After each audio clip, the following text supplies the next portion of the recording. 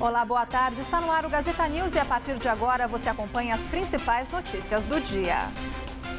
Acidente entre carreta e ônibus mata 11 pessoas no interior de São Paulo. O coletivo voltava para a cidade de Borborema quando foi atingido por um caminhão. Outras 30 pessoas ficaram feridas. Entre elas, 16 estão em estado grave.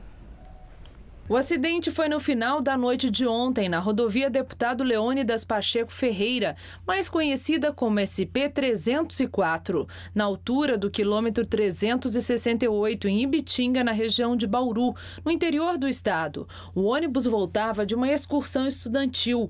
Segundo a Polícia Militar, o motorista da carreta perdeu o controle da direção, atravessou a pista da estrada e acabou batendo de frente com o ônibus que levava alunos da Escola Estadual Dom Gastão Liberal Pinto, da cidade de Borborema, a cerca de 30 quilômetros do local da colisão. As vítimas são estudantes, adolescentes e professores da escola, além da diretora de uma outra escola que acompanhava os filhos na excursão. Após a batida, a carreta que transportava óleo vegetal pegou fogo, que foi controlado 2 horas depois pelas equipes do Corpo de Bombeiros. A empresa de ônibus envolvida no acidente, a Jabotur, informou que ainda está apurando as circunstâncias do acidente e, por enquanto, não vai se manifestar oficialmente. Em nota, a Secretaria da Educação do Estado de São Paulo lamentou a tragédia. A Prefeitura de Borborema decretou luto oficial de 3 dias. E no Jornal da Gazeta, às 7 da noite, mais informações sobre este acidente. Uma operação de reintegração de posse acompanhada pela Polícia Militar terminou em conflito entre PMs e moradores em um terreno no limite entre São Paulo e Diadema. Policiais chegaram a jogar bombas de gás para afastar moradores que reagiam com pedradas contra os funcionários que cumpriam a reintegração de posse. No começo da tarde desta terça-feira, havia focos de incêndio. O local, que fica no bairro Mata Virgem, na Zona Sul, é uma área de proteção ambiental permanente, de acordo com a Prefeitura de São Paulo. Mais de 400 famílias vivem no local. A área já havia sido invadida antes, mas a Prefeitura tinha reintegrado por risco de desabamento. E ontem à noite, um grupo de ciclistas realizou um ato em homenagem a Marlon Moreira, de 35 anos, ciclista que morreu após acidente na Avenida Paulista. O grupo pediu mais segurança nas ruas da cidade. Os ciclistas também defendem a implantação de uma ciclovia na Avenida Paulista. A obra está sendo estudada pela Prefeitura de São Paulo. O acidente entre o ciclista e um ônibus aconteceu ontem no início da tarde. Segundo testemunhas, a vítima teria furado o farol vermelho para fazer a travessia. O ciclista foi levado ao hospital, mas não resistiu aos ferimentos. Depois do sistema Cantareira, a Guarapiranga vive um momento crítico. Bancos de areia estão aparecendo novamente, onde antes só havia água. Segundo os moradores e frequentadores aqui da região, esta é a pior situação de seca aqui na Guarapiranga em 20 anos. De acordo com o último levantamento da CETESB, o nível das águas está em 41%. Há um ano, este patamar estava em 77%. A estiagem provocou mudanças significativas na paisagem daqui. Bancos de areia surgiram onde antes havia água e até a navegação foi prejudicada, já que a represa é muito utilizada para esportes náuticos. A Guarapiranga abastece atualmente 4 milhões de pessoas na Grande São Paulo, mas está abastecendo quase 5 milhões, já que a água daqui, por causa da crise hídrica na capital, passou também a ser bombeada para bairros antes abastecidos pelo sistema Cantareira. O mês de outubro vai chegando ao fim com temperaturas acima da média na capital paulista. De acordo com o Instituto Nacional de Meteorologia, a média deste mês ficou em 28,1 graus, sendo que o valor de referência para o período é de 24,8 graus. E até o final desta semana, os dias serão quentes não só na capital, como em todo o estado. Vamos à previsão.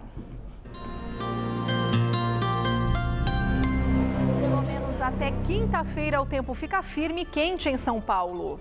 Amanhã o sol predomina em todo o estado. À tarde a temperatura sobe rapidamente e o ar fica bastante seco. No centro-oeste, máxima de 32 graus em Presidente Prudente. No centro-norte paulista, máxima de 31 em Ribeirão Preto e também em Araraquara. E na faixa leste, máxima amanhã de 29 graus em São José dos Campos. Na Grande São Paulo é preciso tomar cuidado com o sol e evitar exercícios ao ar livre, pois a umidade do ar deve ficar em torno de 30% e o índice de raios ultravioletas estará em um nível extremo.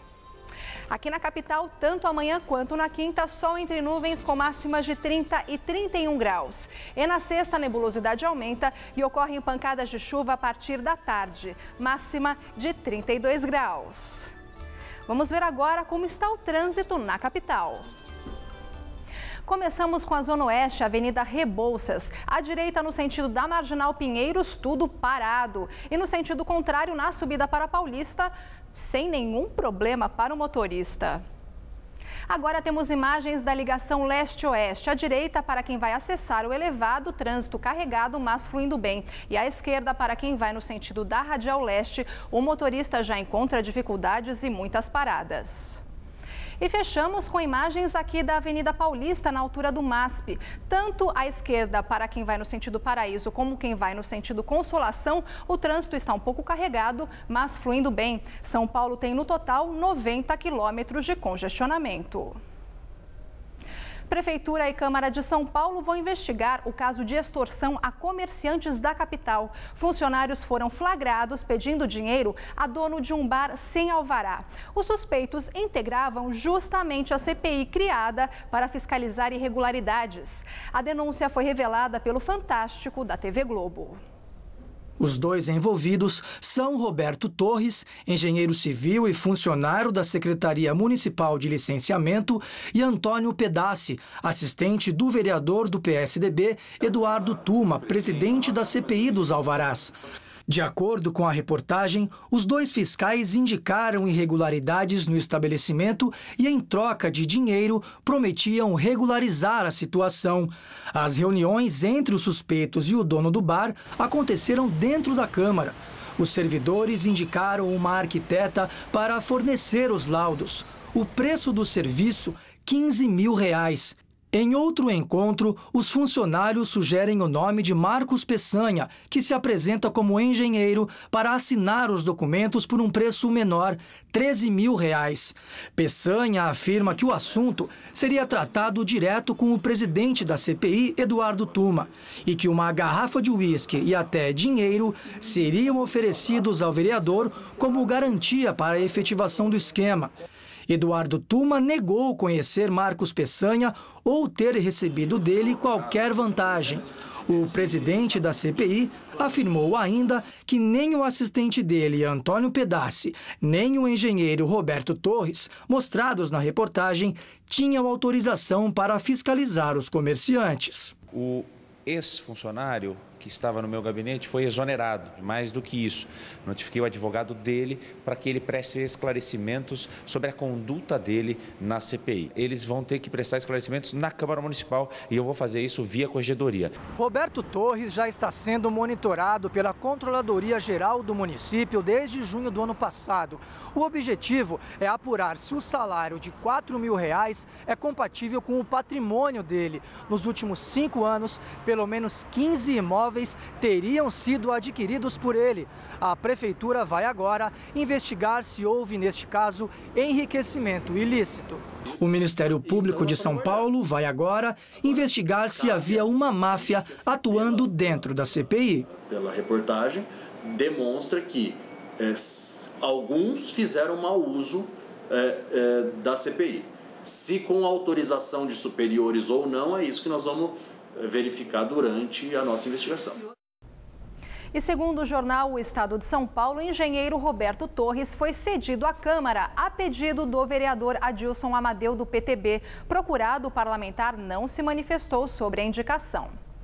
E hoje a Câmara dos Vereadores de São Paulo está fechada devido ao feriado prolongado do Dia do Funcionário Público, que é comemorado nesta terça-feira. Os funcionários citados pela reportagem não foram localizados. Mensalão petista, STF autoriza a prisão domiciliar para José Dirceu. A decisão é do ministro da Corte e relator do processo, Luiz Roberto Barroso. Com a decisão, Dirceu, que foi condenado a 7 anos e 11 meses de prisão, poderá cumprir o restante da pena em casa. Ele está detido no presídio da Papuda desde novembro do ano passado. E o Gazeta News de hoje fica por aqui. Mais notícias você vê logo mais no Jornal da Gazeta, às 7 da noite, e no Jornal da Gazeta, edição das 10. Fica agora com Gazeta Esportiva. Até amanhã.